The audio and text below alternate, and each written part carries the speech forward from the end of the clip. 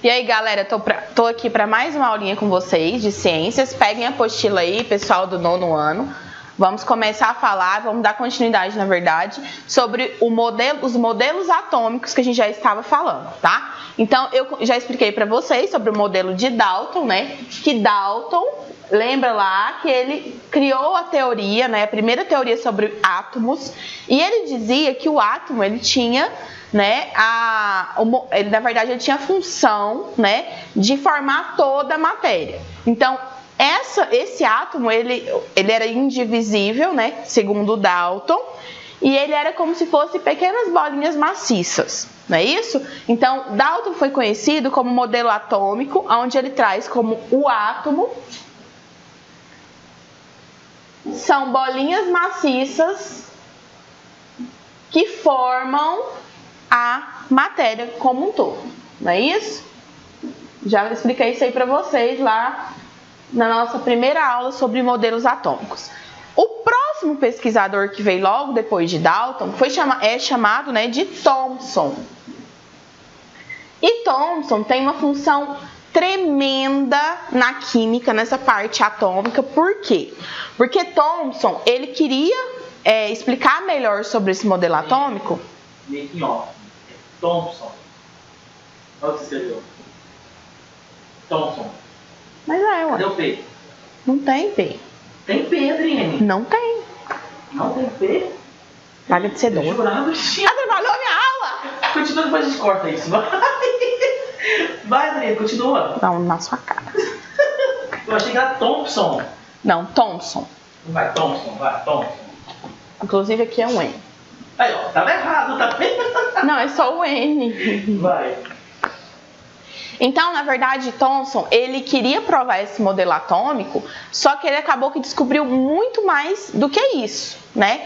Ele descobriu tanto a nova forma do modelo atômico, que existiam cargas elétricas, porque até Dalton ele não estava nem considerando cargas elétricas, mas também ele descobriu a radioatividade. Isso mesmo.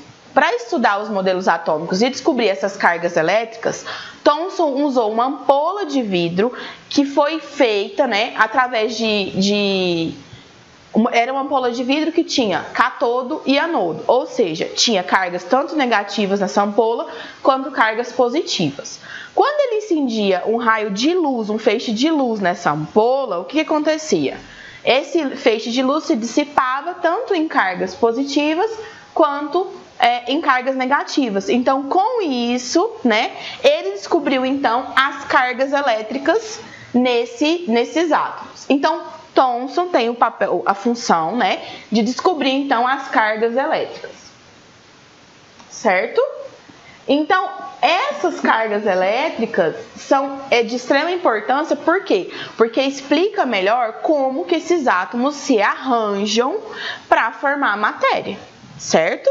Então, aqui, essas cargas elétricas são de extrema importância. Então, ele descobre tanto os prótons, né, quanto os elétrons nessa parte da ciência, tá? Então, Thomson usou essa ampola de vidro com cátodo e anodo e descobre, então, essas cargas elétricas que são os prótons, que são as cargas positivas, não é isso? E os elétrons, que são as cargas negativas.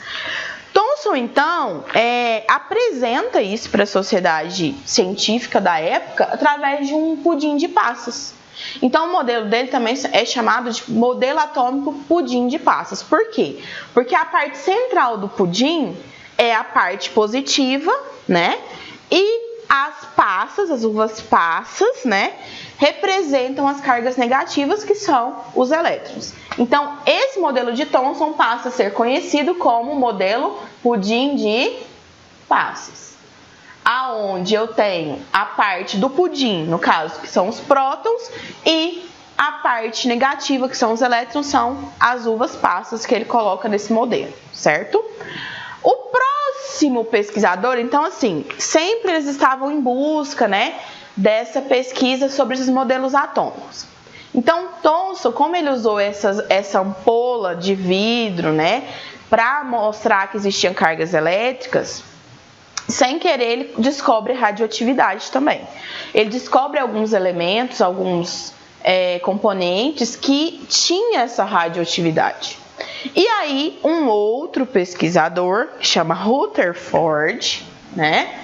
Rutherford, ele traz uma nova teoria. Então, ele continua usando essa ampola de vidro e testando diferentes materiais, né?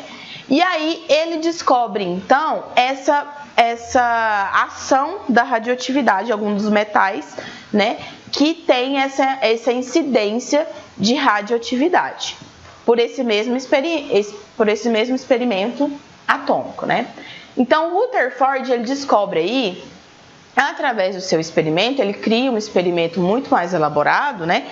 E ele traz, então, esse conhecimento aí sobre a radioatividade. O modelo de Rutherford está até na página 43 da apostila de vocês, mas eu vou fazer aqui mais ou menos para vocês entenderem. Então, ele cria, né? Ele coloca lá um bloco de chumbo. Nesse bloco de chumbo, ele coloca uma amostra aqui do material radioativo dentro desse bloco de chumbo, né?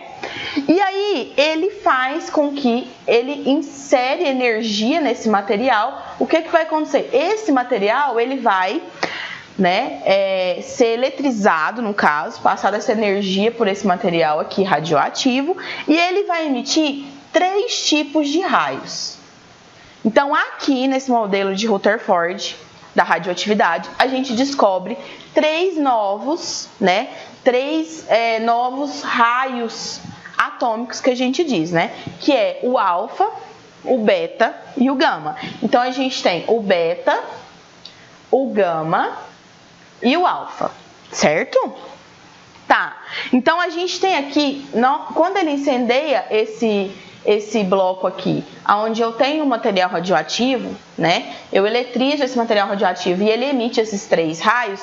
Eu tenho uma parte que ele colocou aqui de carga positiva e uma parte de carga negativa. Mais ou menos isso, pessoal. Na apostila de vocês, na página 43, está muito bem explicadinho com a imagem aí, tá? Então, eu tenho uma placa positiva aqui, né? É uma placa com prótons, no caso, positiva, e uma placa negativa aqui, certo? Então, eu tenho essa placa positiva, essa placa negativa, e aí, o que acontece? Se o raio beta se atrai mais por placa positiva, automaticamente, se ele atrai mais por carga positiva, de que tipo que é a carga dele? Negativa. As cargas opostas não se atraem, né? Então, se eu tenho o beta, ele atrai mais para o lado positivo, ele tem cargas negativas.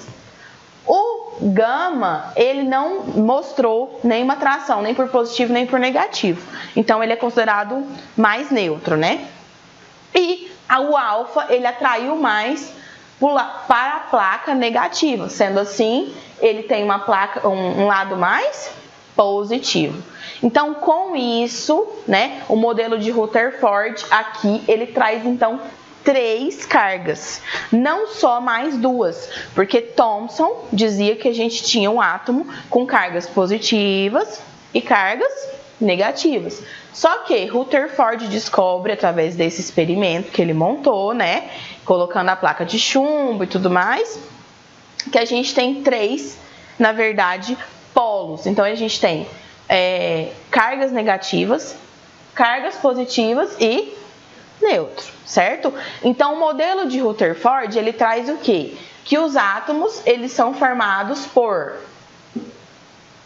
Por que eles são formados, gente? Eles são formados por prótons, que são a carga positiva, nêutrons, ou seja, não tem carga, e elétrons, não é isso? Que é a carga negativa. Ou seja, aqui ele traz esse modelo atômico muito mais elaborado, tá bom? Tá, ok. Então, a gente tem aqui 3 pesquisadores até agora, né? Dalton, Thomson, Rutherford, tá? Só que aí surgiu um outro pesquisador ainda, isso é com muito tempo, tá? Muito tempo. foi surgindo nessas teorias, mas aí a gente tem o modelo atômico de Born. Born, ele lança o último modelo atômico até hoje utilizado, né? Que depois ele também vai ser um pouco melhorado, vamos dizer assim, pela teoria de Linus Pauling, que a gente vai estudar também. Mas Born, ele faz o seguinte, ele continua testando isso aqui. Ele continua testando essa placa, né? Que emite beta, alfa e gama, e ele continua utilizando aqui, né? Outros materiais que poderiam ser radioativos ou não. Então ele continua testando isso aqui, né? Nesse modelo de Rutherford. Ele usa o modelo de Rutherford e continua testando. E aí chega um ponto, pessoal, que ele descobre o seguinte fato.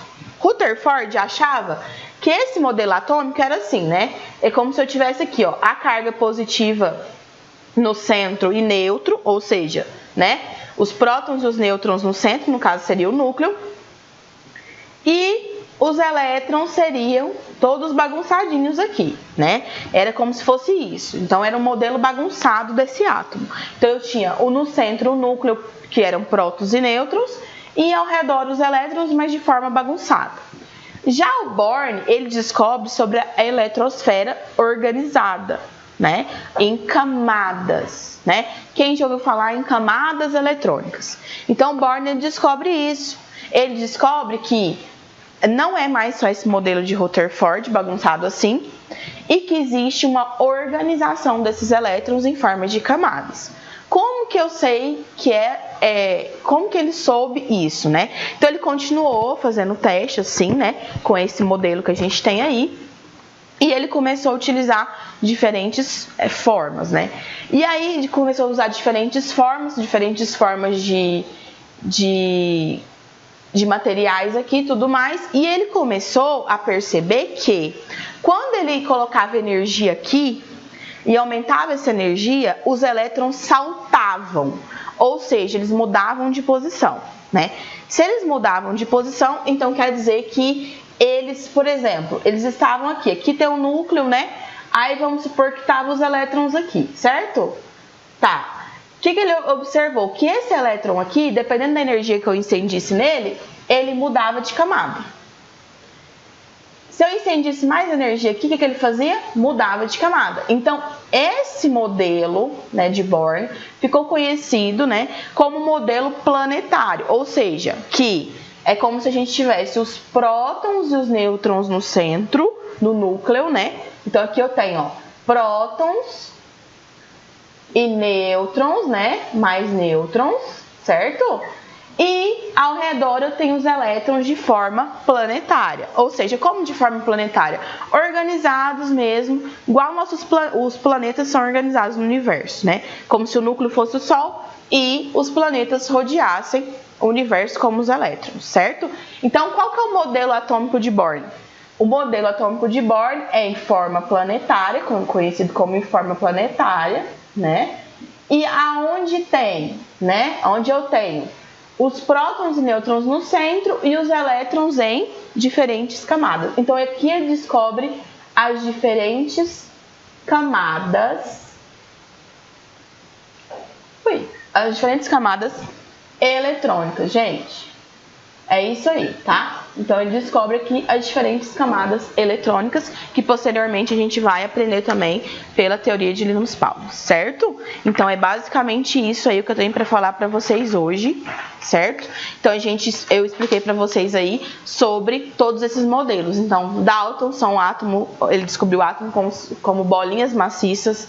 Thomson descobre o quê? Cargas elétricas, então ele descobre prótons e nêutrons aqui. Tem um modelo chamado de pudim de passas. Rutherford, além de descobrir que o átomo é formado por prótons, nêutrons e elétrons, ou seja, esses três, ele também traz que existe radioatividade. Inclusive aqui nesse momento surge o raio-x, que é utilizado até hoje, né? E o Born, ele fala sobre a forma planetária dos elétrons e que esses elétrons, eles são formados por diferentes camadas eletrônicas, né? Uma forma planetária, ok? Então, é isso aí que eu tenho para deixar para vocês hoje e atividade para casa, tá? página 47 e página 48 da apostila positiva, ok? Obrigada.